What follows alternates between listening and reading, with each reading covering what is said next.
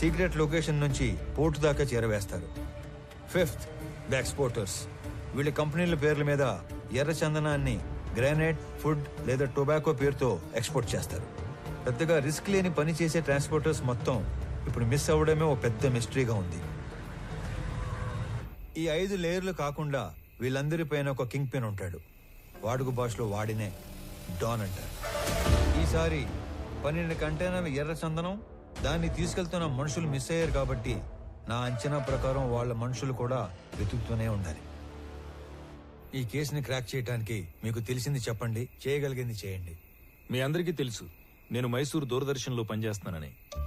Mangaluru port ఏజెంట్ల information మా దగ్గర ఉంది. ఈ ఎర్రచందనం స్మగ్లింగ్ మీద మేం డాక్యుమెంటరీ చేసినప్పుడు ఇదంతా గ్యాదర్ చేశాం. నీకేమైనా కాంటాక్ట్ తెలుసా? మైసూర్ ఫోన్ చేసి రేపే కొలీగ్ దగ్గర కాంటాక్ట్ తీసుకుంటా.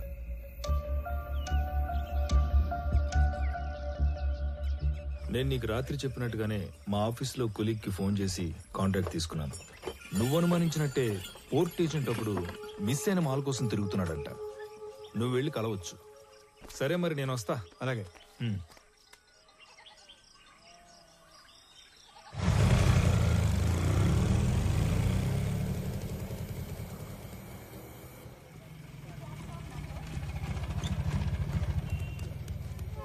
బస్ స్టాండ్ అని చెప్పి రైల్వే స్టేషన్ తీసుకొచ్చినావు ఏందన్నా? చిన్న పని మీద వెళ్తున్నాను రా, నువ్వు వెళ్ళు. అన్నా ఇంతకీ ఆడికి పోతున్నావు? సురేంద్ర అని నీకు తెలియదులే, అతని మిస్సింగ్ కేసు పని మీద అర్జెంట్ గా మంగళూరు వెళ్తున్నా. ఇంట్లో మాత్రం నేను హైదరాబాద్ వెళ్తానంటే చెప్పాలి, ఓకేనా? వెళ్ళు వెళ్ళు వెళ్ళు వెళ్ళు.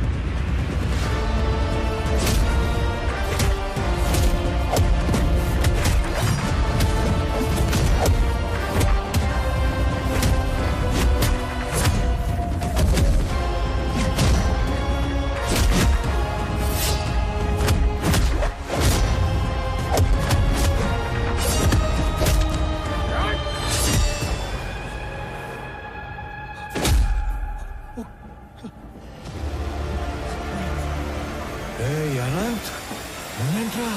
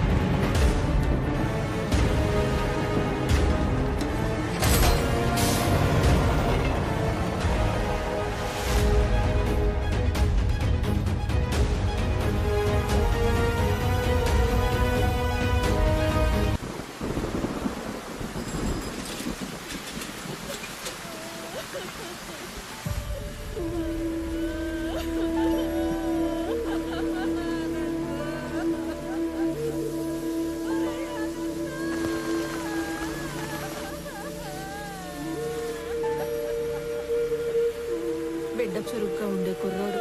తల్లి అంత అయిపోయిళ్ళా అదిగో వాడేనమ్మా ఇంట నా బిడ్డ తీసుకుపోయినాడు. ఇదిగో ముఖం కూడా చూడడానికి లేకుండా కట్లు కట్టి తెచ్చి పట్టేసినాడు. ఒరేయ్, రామారావు, పోతావా నువ్వు? నాశనం అయిపోతావు, సర్వనాశనం అయిపోతావు, పట్టు పట్టుకుపోతావు, దొంగ పట్టుకుపోతావు.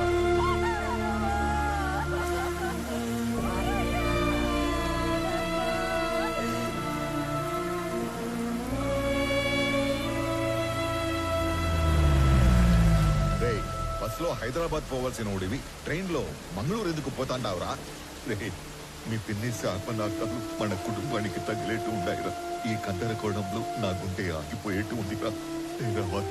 నిజం చెప్పరు. అయినా నేను చెప్పింది నిజమేనా? నిజం కాదు, అన్ని ఉత్త కూతలే. ఇదిగో పెద్దాయనా, మీ వాడు ఏం చెప్పాడు? ఆ బాడీ ట్రైన్ లో నుంచి జారి పడిందన్నా. అస్సలు కాదు, రన్నింగ్ ట్రైన్ లో నుంచి ఎవడో బలవంతంగా తోస్తే ఆ బాడీ బయటపడి తుక్కు తుక్కు అయ్యింది. రామారావు, బల్లె దొరికావరా సామె. ఈసారి ఉళ్ళ నువ్వు తప్పించుకోవటం నన్ను తిక్కమక్క పెట్టేంత తేలిక కాదు. ఉడుం పట్టు పట్టేస్తా. పాపా స్టేషన్ పోతాంపా. అరే నువ్వు కదలరా సామె, నేను ఎంక్వైరీ చేయాలి. రామారావు, ఇది నువ్వు ఇన్వాల్వ్ అయ్యే టైం కాదు. ఇప్పుడు మా ఇంట్లో ఎమోషన్స్ కంట్రోల్లో లేవు. అనవసరంగా నన్ను ఇరకాటంలో పెట్టాల్సిన అవసరం లేదు నీకు. ఉందిగా, అవసరం ఉంది.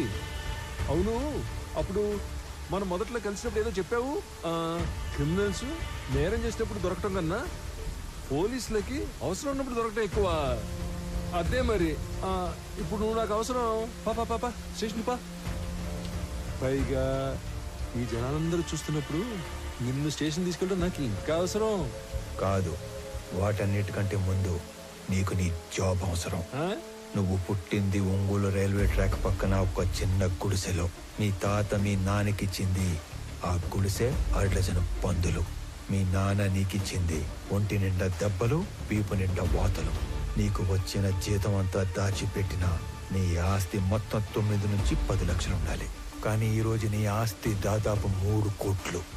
దానికి సంబంధించిన పత్రాలు, పాస్బుక్లు అన్ని డీటెయిల్డ్గా నా దగ్గర ఉన్నాయి. పైగా పిల్లలు లేని మీ దూరపు చుట్టం ఒక పోలీస్ ఆఫీసర్ చనిపోతే చిన్నప్పుడు నిన్ను దత్తత తీసుకున్నాడని ఫేక్ సర్టిఫికెట్ పెట్టి కంపాషనేట్ అపాయింట్మెంట్ కింద ఈ పోలీస్ జాబ్ కొట్టేశావు. ఒక్క రిజిస్టర్ పోస్ట్ పంపితే దాంతో నీ జాబ్ మటాష్. చేతి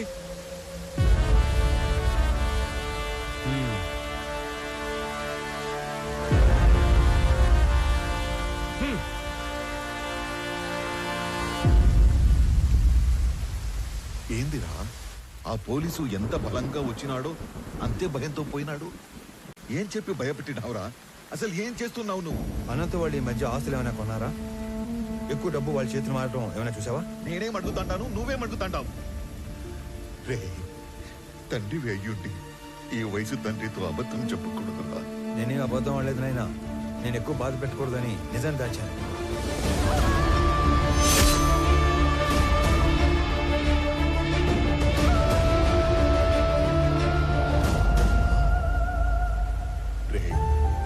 నీకు ఇంత కట్టుకదా అల్లాల్సిన అవసరం ఏమీ లేదు. నా కళ్ళ ముందే పెరిగిన అనంతు అడ్డంటోడు కాదు. ఈ రెండింటిలో ఏదో ఒకటి అబద్ధం. కానీ నమ్మటానికి మనసు ఒప్పుకోవడం లేదు. పరాయ వాళ్ళు తప్పు చేస్తే ఒప్పుకోవటం, మన వాళ్ళు తప్పు చేస్తే ఒప్పుకోకపోవటం హిపోక్రసీనైనా. నాయనా, నీకు దండం పెడతాను. నాకు నీ అంత పరిజ్ఞానం లేదు, కానీ మమ్మల్ని ఏమాత్రం నెమ్మదిగా బతకనియాలని ఉన్నా ఆ మాలిని సమస్యని దయచేసి ఇక్కడితో వదిలేరా.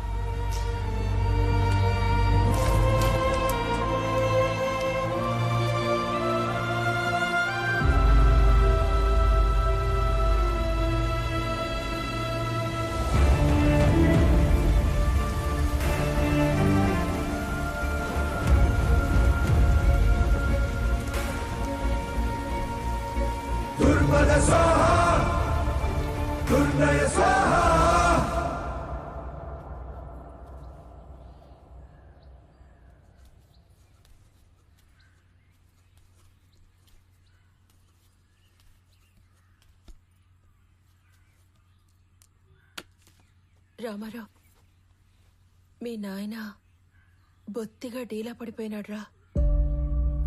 ఎక్కడ కూర్చుంటే ఆడ్నే ఏదో ఆలోచనలోకి పోతుండాడు. ఆయన ఒక్కడే కాదు, ఈ పిచ్చి పిల్ల కూడా. నీకేమీ చెప్పలేక, చెప్పకుండా ఉండలేక అక్కడ అమ్మా నాన్నల దగ్గర ఏడుస్తా, ఏడకొచ్చి నవ్వుతూ తిరగలేక సతమతమైపోతా ఉండదు పాపం. నువ్వే ఏదో ఒకటి చేసి మమ్మల్ని మామూలు మనుషుల్ని చెయ్యాలరా. మహాలక్ష్మి, సమస్య తేలిగ్గా ఉన్నప్పుడు నెత్తిన పెట్టుకోవటం, అది కొంచెం పెద్దదైనప్పుడు వదిలేయటం నాకు చేత కాదు. పోతా పోతా అనంత ఎన్నో ప్రశ్నలు వదిలిపెట్టిపోయినాడు. వాటన్నిటికీ సమాధానం వెతకాలిగా మహాలక్ష్మి.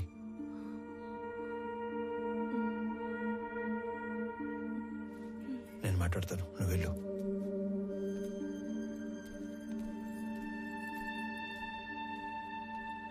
నందిని,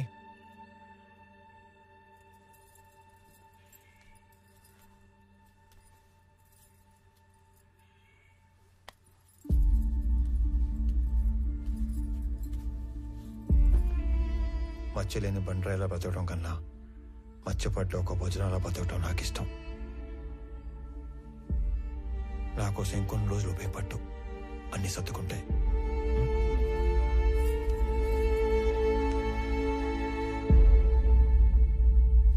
కూర్చో కూర్చో తల్లి. నమస్కారం.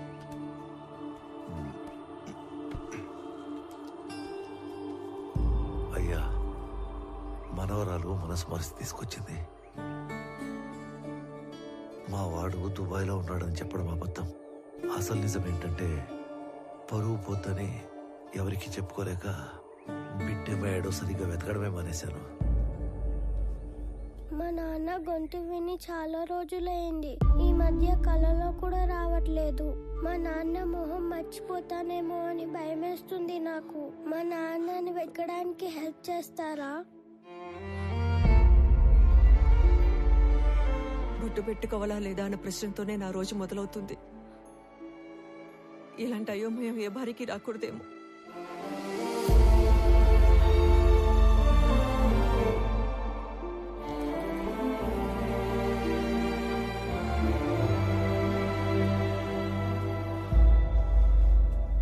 నా కొడుకు వయసు ఉంటుంది నీకు. ఇవి చేతులు కాదు, కళ్ళు అనుకో. అయ్యో, తండ్రి లాంటి వారు, బాధపడకండి. బాధపడకుండా ఎట్టా ఉంటారా?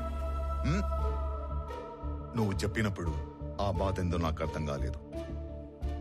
ఇప్పుడు అర్థం అవుతా ఉండాలి. ఇది వాళ్ళ ఇంటి సమస్య మాత్రమే కాదు, మన ఇంటి సమస్య కూడా. దీనికో ముగింపు మొదలుపెట్టు.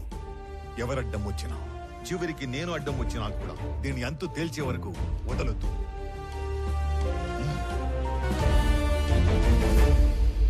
తీసుకోండి అంకుల్.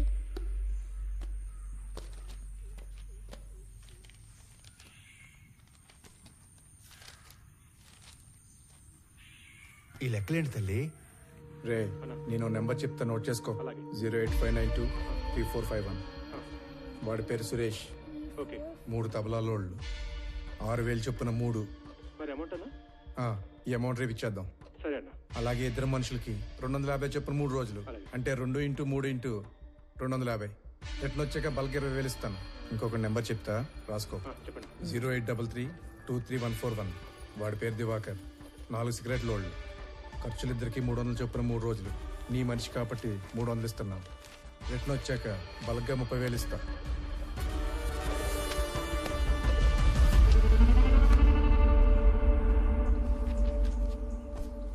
మీ నాన్న వెతకడానికి నీ వంతు సహాయం నువ్వు చేసావు తల్లి. నా లెక్కకి నీ లెక్క యాడ్ అయింది. అమ్మ కింద ఉందిగా, నువ్వు అమ్మ దగ్గరికి వెళ్ళి ఆడుకో. తాతయ్య నేను తర్వాత వస్తాం. దా వెళ్ళు. ఈ లెక్కలేంటి బాబు? ఇది ఒక కోడ్ లాంగ్వేజ్. ఇలా ఉంటే తబలా, ఇది సిగరెట్, ఇది చాక్లెట్. అంటే మా వాడు వాళ్ళందరినీ స్మగ్లింగ్ లోకి దింపేశాడన్నమాట.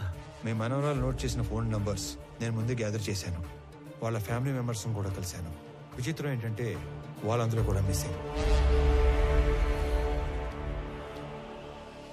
ఇందులో అపంశం తెలియని సురేంద్ర అనవసరంగా ఎన్నుకున్నాడు. అవును. పాపం, ఒక్కసారి తన ఫ్యామిలీ దగ్గరికి నన్ను తీసుకెళ్ళవా? సురేంద్ర మా ఇంటికి వచ్చిన రోజు వాళ్ళిద్దరి మధ్య వాదం జరిగింది. తప్పు చేస్తున్నావురా. నువ్వు స్మగ్లింగ్ చేస్తున్నావు ముందే తెలుసుంటే నీ దగ్గరికి హెల్ప్ అడగడానికి వచ్చేవాడిని కాదు. ఏంట్రా తప్పు? డబ్బు అవసరమైనప్పుడు ఈ గవర్నమెంట్ ఆ ఎర్రచందం చెట్లు నరుక్కు నమ్ముకోవట్లేదా? విరాజ్ ఈ బిజినెస్ ఎప్పటి నుంచో చేస్తున్నాడు. ఇదంతా ఈ గవర్నమెంట్ తెలియకుండా జరిగిపోతుందా? రే, ఎవరికి అందాల్సింది వాళ్ళకి అంతానే ఉంది. ఈ టోటల్ నెట్వర్క్ లో నేను ఒక చిన్న లింక్ మాత్రమే. అయినా మా నాన్న నిజాయితీగా 30 ఏళ్ళు కష్టపడి సంపాదించింది ఏమీ లేదురా. ఊరంతా అప్పు తప్ప. నేను ఈ 3 సంవత్సరాల్లో కావాల్సినంత సంపాదించాను. మన ఫ్రెండ్స్ లో కూడా చాలా మందికి హెల్ప్ చేశాను. నువ్వేమి ఫీల్ కాకుండా నేను ఇచ్చిన డబ్బు తీసుకొని బిజినెస్ లైన్ లో పెట్టుకో. మనం తర్వాత చూసుకుందాం. నేను తీసుకొనిరా. నువ్వు అన్నట్టు ఆ స్మగ్లింగ్ గవర్నమెంట్ తెలిసే జరుగుండొచ్చు, కానీ దొరికితే ఇరుక్కుపోయేది నువ్వు, నీతో పాటు ఉన్న లింకులు. నువ్వు చెప్పే ఆ విరాజ్, లంచం తీసుకునే గవర్నమెంట్ ఆఫీసర్లు వాళ్ళందరూ క్షేమంగానే ఉంటారు, కానీ నిన్ను మించి నీలాంటి ఇంకో బలి పశువుని ఎత్తుకుంటారు. అటు చూడు, మన పిల్లలకు పెట్టే ప్రతి ముద్ద నిజాయితీతో పెట్టడమే మనం వాళ్ళకిచ్చే గొప్ప ఆస్తి, అస్తిత్వం. అలాంటి పిల్లలేరా ఆత్మవిశ్వాసంతో సొసైటీలో ధైర్యంగా బతుకుతారు, గౌరవంగా తిరుగుతారు. నీకేదైనా ఈ జైల్లో పెడితే నీ కూతురికి ఏమని సమాధానం చెప్తావు? ఇప్పటికైనా చేయి దాటకముందే వదిలేరా. నేను ఇంత లోతుగా అస్సలు ఆలోచించలేదురా. ఈ మధ్య మా నాన్న కూడా నా ఎదుగుదల చూసి ఆనందించట్లేదు, అనుమాన పడుతున్నాడు. నేను చేసే ఈ పని మా వాళ్ళకి తెలిసేలోపు నేను ఈ వ్యాపారం వదిలేస్తాను. నేను డబ్బు తీసుకుని ఒప్పుకున్న ఈ కన్సైన్మెంట్ పూర్తి చేయాలి. ఆఖరి నిమిషంలో వదిలేస్తే ఆ విరాజ్ మనుషులు ఎవరిని బతకనివ్వరు. ఈ ఒక్క కన్సైన్మెంట్ ఫినిష్ చేసిన తర్వాత నేను నీతో పాటు వచ్చేస్తారా? మన ఇద్దరం కలిసి వ్యాపారం చేసుకుందాం. ఆ మాట అన్నావు, నాకు చాలా హ్యాపీగా ఉందిరా. రే, ఇంకో విషయం, రేపు మా కన్సైన్మెంట్ వెళ్ళే రూటు మీ ఊరు పక్కన ఉన్న ఇంటర్నల్ రోడ్లోంచే. రేపు నైట్ వెళ్ళే లాస్ట్ కంటైనర్ వెనకాల నేను కూడా పోర్టుకి వెళ్తాను. నువ్వు నాతో పాటు కార్లో వచ్చేసి ఇద్దరం కలిసి కబుర్లు చెప్పుకుంటూ వెళ్తాం. నేను మీ ఊర్లో దించేసి నేను పోర్టుకి వెళ్ళిపోతాను. రే, నా కార్లో రావడానికి కూడా అంత ఆలోచిస్తావేంట్రా? నువ్వు మరీ భయస్తుడురా. మాకు మంగళూరు పోర్టు వరకు రాజ్య మార్గం సెట్ చేసి ఉంది. నీకేం భయం లేదురా. పద. మా వాడేదో చిన్న చిన్న తప్పులు చేసి డబ్బులు సంపాదిస్తున్నాడని నాకు అనుమానంగా ఉండేది.